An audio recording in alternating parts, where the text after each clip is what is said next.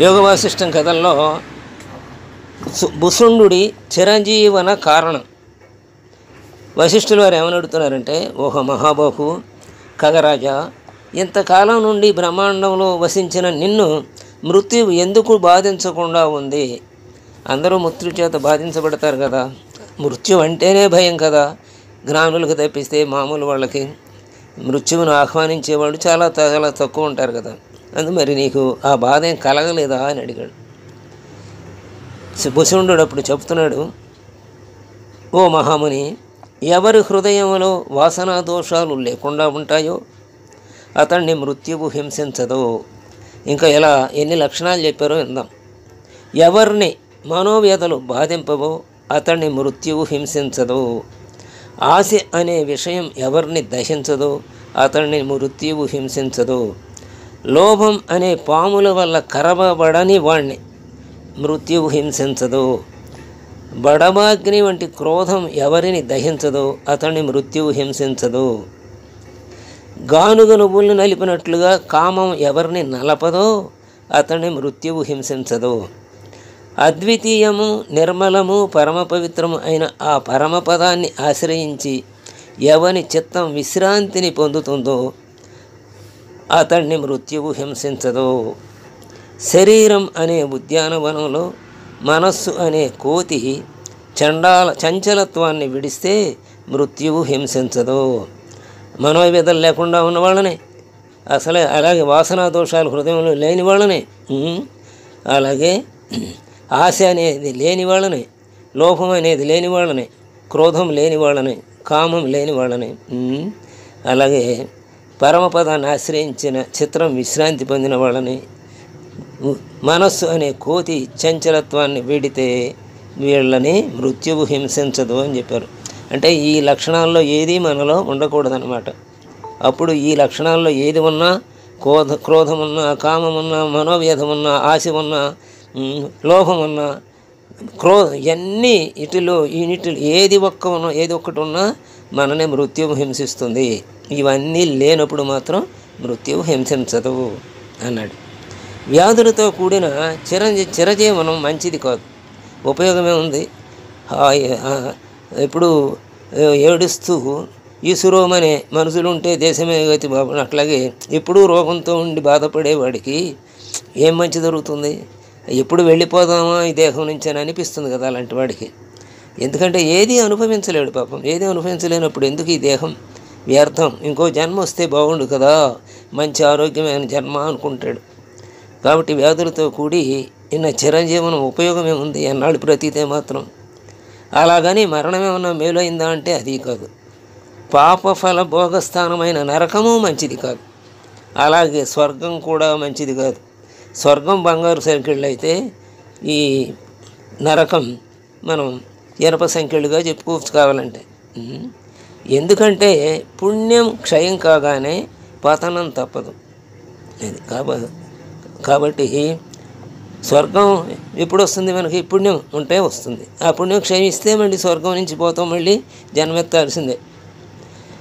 కాబట్టి ఆ విధమైన కోరికలు ఉంటాయి. అంటే పుణ్యం చేసి స్వర్గాన్ని సంపాదించాలనే కోరిక కూడా మనకి పూర్తి శాంతిని ఇవ్వదన్నమాట. అందువల్ల మహాత్ములు ఈ జగద్విషయాలని అవలేలగా నెట్టివేసి ఒకంత కూడా ఆశ చెందకుండా పరమపదంలో విశ్రాంతిని పొందుతూ ఉన్నారు. ఆశ లేశ మాత్రమైనా లేనిటువంటి వాళ్ళు ఏం చేస్తున్నారు? పరమపదంలో విశ్రాంతి చెందుతున్నారు. సాధువుల మనస్సు విశ్రాంతిని పొందితే దానితో పోల్చడానికి ఏకఛత్రాధిపత్యం, విశాల రాజ్యం కూడా చాలవు. ఈ రెండు కూడా దిగదుడిపే వాళ్ళ శాంతి ముందు. సాధువుల మనస్సు విశ్రాంతిని పొందితే ఇక శాస్త్ర పాండిత్యం, వక్తృత్వాది గుణాలు మొదలైన వాటి అవసరమే ఉండదు.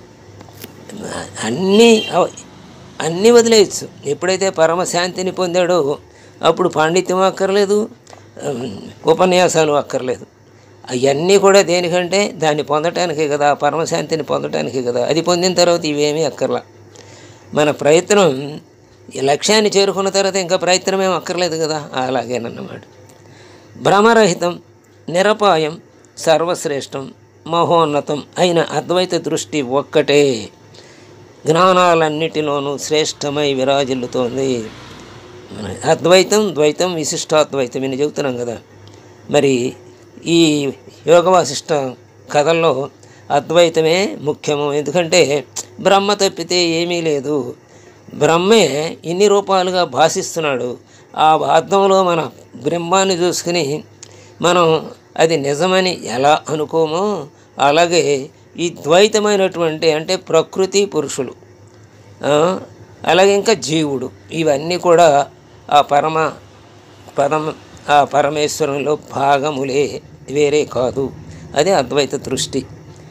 అందుకనే జ్ఞానాలన్నిటిలోనూ అద్వైతమే. అందుకని జ్ఞానాగ్ని దగ్ధ కర్మాణం. కాబట్టి జ్ఞానం అనే అగ్ని మనలో గనక జ్ఞానము ప్రజ్వరిల్లితే దగ్ధమైపోతాయి మన కర్మలన్నీ. అంటే అద్వైత స్థితిలో మనం ఇక వేరుగా ఉండము, అంటే పరమపదంలోనే ఉంటాము అని. కాబట్టి అద్వైత దృష్టి ఒక్కటే జ్ఞానాలన్నింటిలో శ్రేష్టమై విరాజిల్లుతోంది. ఆత్మచింత ఒక్కటే దుఃఖాలన్నిటినీ అంతం చేస్తుంది. అనాది కాలం నుండి అవిద్యా కామ కర్మలతో కూడిన సంసారం అనే దుస్వప్నాన్ని అది హరిస్తుంది. ఈ ఆత్మచింతన ఏం చేస్తుంది? అన్ని దుఃఖాలని హరిస్తుంది. అలా చెబుతూ ఒక దుఃఖాన్ని ఇక్కడ ఉదాహరించాడు అనమాట. ఇంకా ఎన్ని దుఃఖాలను ఉదాహరిస్తాడో చూద్దాం. అవిద్యా కామకర్మలతో కూడిన సంసారం అనే దుస్వప్నాన్ని అది హరించేస్తుంది. అలాగే ఈ ఆత్మచింత పవిత్రమైన మనస్సులోనే ఉదయిస్తుంది, అపవిత్రమైన మనస్సులో ఉదయించదు అని. అపవిత్రం అంటే అక్కడ కోరికలతో కూడినది అని. కోరికలతో కూడినప్పుడు ఆ కోరికలే ఇచ్చేసి ఆత్మచింత ఎక్కడ ఉంటుంది? ఇంకా కోరికల్లోనే కొట్టుకుమిట్టాడుతుంది ఆ మనస్సు అది. కాబట్టి ఈ ఆత్మచింత పవిత్రమైన మనస్సులోనే ఉదయిస్తుంది. అంటే నిస్సంకల్పాల స్థితిలో ఉన్నప్పుడే ఉదయిస్తుంది. సామాన్యులకు మరి అది అబ్బదు. అది కలిగితే ఎట్టి సంకల్పాలు ఉండవు. అది అత్యంత శ్రేష్టం. అది అంటే ఆత్మచింత చాలా శ్రేష్టమైనటువంటిది. అంటే అంతర్ముఖం అవ్వాలి అన్నమాట. మనం బాహ్య విషయాల పట్ల మన జ్ఞానేంద్రియాలన్నిటినీ పంపించి ఆ విషయాలను సేకరించి వాటి ద్వారా దుఃఖ సుఖాలను అనుభవిస్తూ ఉన్నాం. మనం అసలు ఇంద్రియాలను బయటికే పంపించకుండా అంతర్ముఖం చెయ్యాలి. అదే ఆత్మచింత. అప్పుడు ఏ సంకల్పం ఉండదు. అదే ఏ సంకల్పం లేని స్థితి అత్యంత శ్రేష్టమైన స్థితి అని చెప్తున్నారు. మీ వంటి మహాత్ములకి అది చాలా సులభం. వశిష్ఠుల వారు కదా, ఆయన బ్రహ్మర్షి కదా, అందుకని మీ వంటి వారికి చాలా సులభం. మా వంటి మందమతులకి కష్టతరం. ఇంత చిరజీవనం చేసినా, ఇన్ని అవతారాలు చూసినా ఆయనని పొగుడుతూ తనని తాను కొంచెం తగ్గించుకుని మాట్లాడటం సంస్కారవంతుల లక్షణం కదా, అలాగే మాట్లాడాడు ఆయన. మా వంటి మందమతులకి కష్టతరం. ఓ మహాముని, సామాన్య బుద్ధులు దీన్ని ఇంకా ఎలా పొందుతారు? పొందలేరు. అంటే ఆత్మచింతన అంత తేలికైనటువంటి విషయం కాదు. పవిత్రమైన మనస్సు ఉంటేనే అవుతుంది అని చెప్తున్నారు.